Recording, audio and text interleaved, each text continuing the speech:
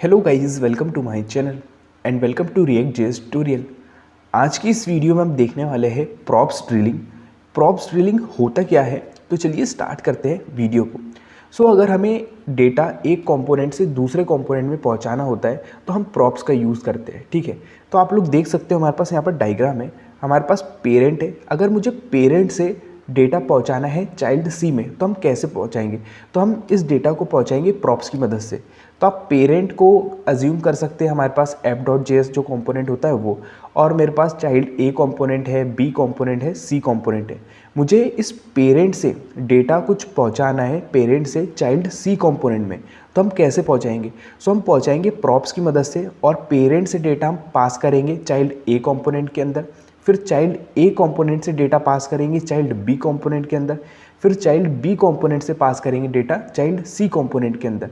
तो ये जो हम पास कर रहे हैं डेटा को प्रॉप्स की मदद से ए के अंदर, फिर बी के अंदर, फिर सी के अंदर, इसे हम कहते हैं प्रॉप्स ड्रिलिंग। यस, इसे हम कहते हैं props drilling. Passing data from one component to another, it is called props drilling.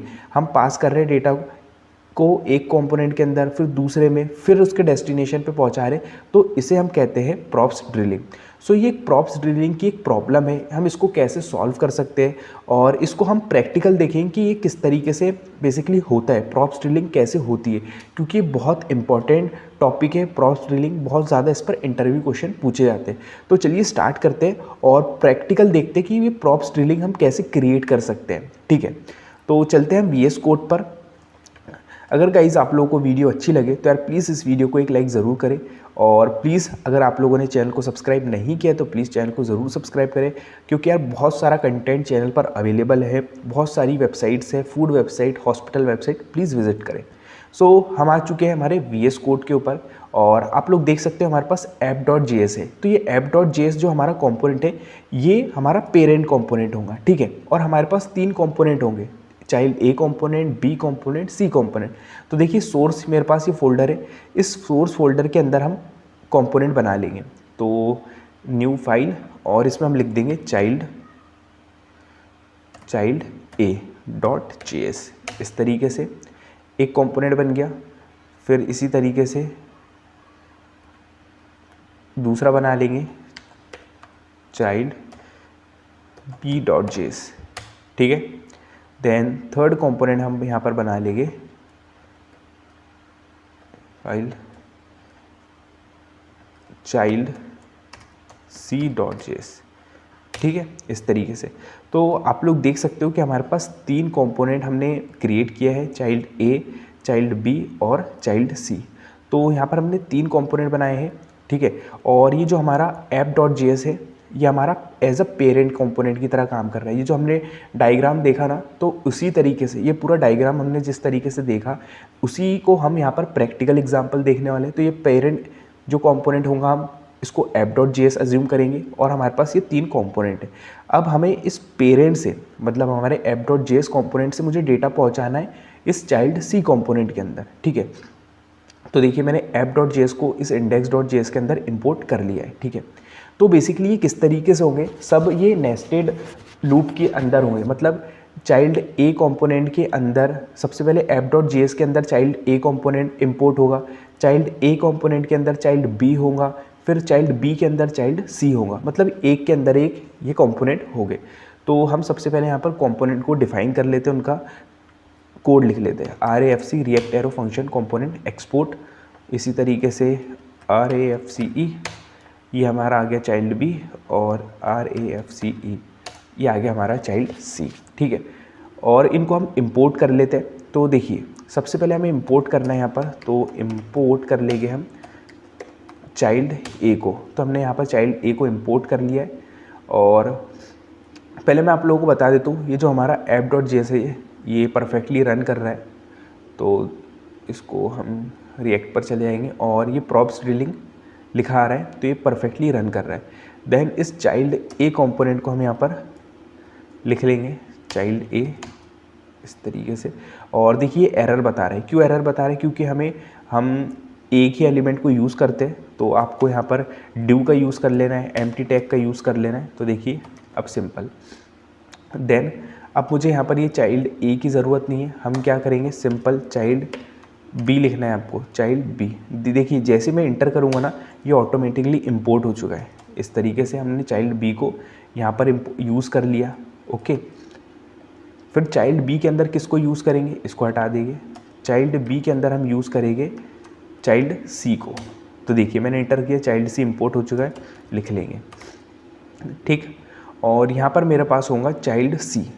Okay, तो ये चाइल्ड सी को, अभी चाइल्ड सी के अंदर कुछ भी नहीं है। ओके, चाइल्ड सी के अंदर अभी हमने कुछ भी नहीं रखा है, मैं उसको हटा देता हूँ, सेव कर लेंगे। तो देखिए चाइल्ड बी के अंदर चाइल्ड सी है, चाइल्ड ए के अंदर चाइल्ड बी है, app.js के अंदर मतलब पेरेंट के अंदर चाइल्ड ए है।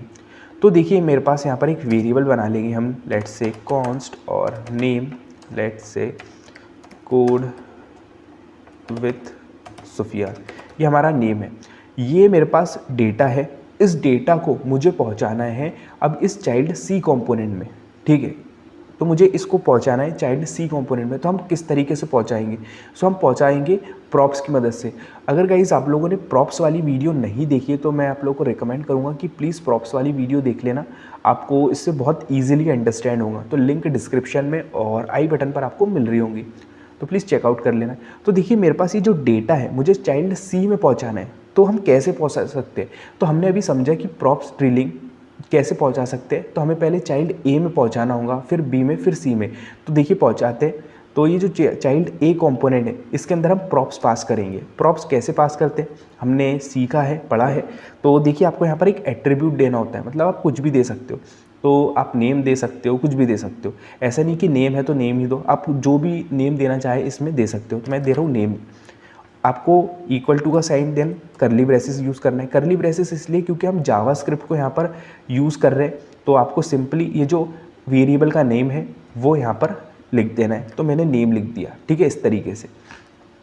तो चाइल्ड ए के अंदर हमने पास कर दिया इसको, और हम इसको यूज़ करेंगे कैसे, जो चाइल्ड ए कंपोनेंट है उसके फंक्शन के अंदर हम इसको यूज़ कर सकते हैं। तो आपको यहाँ पर सिंपली लिखना है प्रॉप्स, इस तरीके से लिखेंगे आप प्रॉप्स और लॉक करेंगे प्रॉप्स, तो आपको पूरा डेटा मिल रहा होगा। ठीक है, तो मैं इसको इंस्पेक्ट कर लेता हूँ। अभी मैं आपको डिटेल में बता रहा हूँ क्योंकि हम ये फर्स्ट टाइम देख रहे हैं इसलिए। तो कंसोल पर चले जाएंगे, हम कंसोल पर एक बार रिफ्रेश कर लेंगे। तो आप लोग देख सकते हो हमारे पास ये डेटा आ रहा है, no name code with Sufiyan, ये हमारे पास डेटा आ रहा है। अगर उसको ये हमें डेटा को एक्सेस करना हो तो हमें ऑब्जेक्ट में मिल रहा है, तो कैसे एक्सेस करेंगे, प्रॉप्स डॉट नेम, इस तरीके से। तो हमें डायरेक्ट पूरा डेटा मिल रहा होगा। ठीक है, डायरेक्ट कोड विद सुफियान मिल रहा है, आप लोग देख सकते हो इस तरीके से। तो आप ऐसे भी लिख सकते हो या आप डायरेक्ट डिस्ट्रक्चरिंग कर सकते हो। डिस्ट्रक्चरिंग में आपको क्या करना है, इस तरीके से नेम पास कर देना है। तो ये आपके पास नेम आ चुका है। ठीक है, अब आप इस नेम को एक्सेस कर सकते हो इस तरीके से, तो भी आपको कोड विद सुफियान मिलेगा। देखिए कोड विद सुफियान मिल रहा है। तो ये हमने डिस्ट्रक्चरिंग कर दी, तो इस तरीके से आप यूज़ कर सकते हो। तो ये हमें डेटा बेसिकली हमने पास किया पेरेंट से, यहाँ से app.js से हमने डेटा पास किया ये प्रॉप्स की मदद से, और मैं इसको एक्सेस कर पा रहा हूँ याले कंपोनेंट के अंदर। ठीक है, अब अपन ने ए के अंदर उसको एक्सेस कर लिया, अपनों को पहुँचाना है सी के अंदर, तो सी के अंदर पहुँचाएंगे। ठीक है, तो अभी मेरे को कंसोल का कोई काम है नहीं, हमने बता दिया आपको। तो आपको फिर से लिखना है नेम, प्रॉप्स फिर से पास कर रहे हैं क्योंकि हम फिर से इसको दूसरे कंपोनेंट में पास करना है, इसलिए मैंने लिख दिया नेम। ठीक है, अब इसको मैं एक्सेस करूँगा बी में, आपको सिंपली यहाँ पर करली ब्रेसेस में लिख देना है नेम, और इसको हम पास करेंगे। अब हम इसको कहाँ पास कर रहे हैं, सी के अंदर, फिर से आपको लिख देना है नेम, इस करली ब्रेसेस, देन आपको नेम पास कर देना है। तो अब ये हमने जो प्रॉप्स है, जो बेसिकली डेटा है app.js मतलब पेरेंट का डेटा अपने ए में पास कर दिया, बी में पास कर दिया, अब अपन ने सी में भी पास कर दिया। अब उसको अपनों को चाहे यहाँ पर यूज़ करना है सिंपली नेम, और आपको इसको यूज़ करना है तो आपको लिखना पड़ेगा रिटर्न कीवर्ड इस तरीके से, और हम यहाँ पर एक h1 का यूज़ कर लेंगे। ठीक है, आपको सिंपली क्या करना है, इसको नेम को लिख देना है करली ब्रेसेस में नेम। तो देखिए अब हम इस नेम को एक्सेस कर पा रहे होंगे कहाँ, चाइल्ड सी कंपोनेंट में। तो मैं यहाँ लिख दूँगा चाइल्ड सी, चाइल्ड सी, चाइल्ड सी डेटा। इस तरीके से सेव कर लेंगे, तो इसको हटा देंगे, सेव कर लेंगे और आउटपुट पर देखेंगे, रिफ़्रेश कर लेंगे एक बार, तो आप लोग देख सकते हो प्रॉप्स ड्रिलिंग लिखा रहा है, देन लिखा रहा है चाइल्ड सी डेटा, क्या कोड विद सुफियान। तो आप लोग देख सकते हो कि हमने प्रॉप्स की मदद से जो हमारा डेटा app.js मतलब पेरेंट के अंदर था उसे हमने बेसिकली चाइल्ड ए में पास किया, फिर बी में पास किया, फिर सी में पास किया और सी के अंदर हम उसको एक्सेस कर रहे हैं। तो ये जो हम डेटा पास कर रहे हैं पेरेंट से, पहले चाइल्ड ए के अंदर, फिर चाइल्ड बी के अंदर, फिर चाइल्ड सी के अंदर हमने उसको पास किया, सो हम इसे ही कहते हैं प्रॉप्स ड्रिलिंग। सो हमने इस एग्जांपल को बेसिकली प्रैक्टिकल समझा। सो आप लोग देख सकते हो कि हम यहाँ पर कोई भी डेटा इस तरीके से पास कर सकते हैं। और अगर मैं यहाँ पर चेंजेस करना चाहूँ, जैसे मैं लिख दूँ प्रॉप्स ड्रिलिंग या फिर मैं लिख देता हूँ हेलो, ओके, इस तरीके से हेलो कोड, हेलो कोडिंग, है ना। तो अब हमने यहाँ पर जो कंटेंट है चेंज कर दिया है, तो देखिए वहाँ पर भी ऑटोमेटिकली कंटेंट चेंज हो जाएगा। आप लोग देख सकते हो हेलो कोडिंग लिखा रहा है। तो आप लोग देख सकते हो इस तरीके से हम डेटा पास कर रहे हैं एक कंपोनेंट से दूसरे कंपोनेंट में, चाइल्ड कंपोनेंट में। बट आप लोग देख सकते हो यहाँ पर हमारे पास अभी तो सिर्फ 3 चाइल्ड कंपोनेंट है। मान लीजिए जब हम एप्लीकेशन बनाएंगे, प्रोजेक्ट बनाएंगे, बड़ा प्रोजेक्ट होगा तो हमारे पास तो बहुत सारे कंपोनेंट होंगे। सो हम इस तरीके से कुछ हमें डेटा पास करना होगा, तो एक कंपोनेंट में पास करेंगे, फिर दूसरे में, फिर तीसरे में, और जितने ज़्यादा हमारे पास चाइल्ड कंपोनेंट होंगे उतनी दिक्कत होंगी। अभी तो सिर्फ 3 है, अगर और ज़्यादा होते तो हमें और ज़्यादा के अंदर पास करना पड़ता। मान लीजिए 10 होते तो 10 के अंदर पास करना पड़ता। तो ये प्रॉप्स ड्रिलिंग बेसिकली एक प्रॉब्लम है। ओके, प्रॉप्स ड्रिलिंग एक प्रॉब्लम है। तो इस प्रॉप्स ड्रिलिंग की प्रॉब्लम को हम सॉल्व कर सकते हैं। एक हुक होता है हमारे पास रिएक्ट के अंदर, उसकी हेल्प से कॉन्टेक्स्ट एपीआई हुक होता है, उसकी हेल्प से हम इस प्रॉप्स ड्रिलिंग की प्रॉब्लम को सॉल्व कर सकते हैं। सो आने वाली वीडियो में, नेक्स्ट वीडियो में हम कॉन्टेक्स्ट एपीआई हुक को देखेंगे, समझेंगे और देखेंगे कि ये जो प्रॉप्स ड्रिलिंग की प्रॉब्लम है इसको हम कैसे सॉल्व कर सकते हैं। तो आप लोग देख सकते हो कि यहाँ पर प्रॉप्स ड्रिलिंग हो रहा है जिसमें हम डेटा को ए में पास कर रहे हैं, फिर बी में, फिर सी में। प्रॉप्स जो हमारे पास कॉन्टेक्स्ट एपीआई हुक होता है उसकी मदद से हम डायरेक्ट मुझे डेटा कहाँ पास करना है, चाइल्ड सी में, तो डायरेक्ट मैं चाइल्ड पेरेंट कंपोनेंट से डायरेक्ट चाइल्ड सी में डेटा पास कर सकता हूँ। तो आने वाली वीडियो में हम देखेंगे कॉन्टेक्स्ट एपीआई हुक को। आई होप आप लोगों को प्रॉप्स ड्रिलिंग कंप्लीटली समझ आया होगा। अगर गाइज आप लोगों को वीडियो अच्छी लगी हो या आपने इस वीडियो से यार कुछ सीखा हो तो यार प्लीज़ इस वीडियो को एक लाइक ज़रूर करें, शेयर करना अपने दोस्तों में, प्लीज़ व्हाट्सअप पर, आपके सोशल मीडिया अकाउंट्स पर। अगर गाइस आप लोगों ने चैनल को सब्सक्राइब नहीं किया तो प्लीज़ चैनल को सब्सक्राइब कर दें, क्योंकि आपको इसी तरीके से कंटेंट मिलने वाला है और बहुत सारा कंटेंट अवेलेबल है चैनल पर। प्लीज़ आप विजिट करें, बहुत सारी वेबसाइट्स हमने क्रिएट की है, hospital website, food website, movie app. Please एक बार विजिट करें। Thanks for watching. Please like, share and subscribe channel.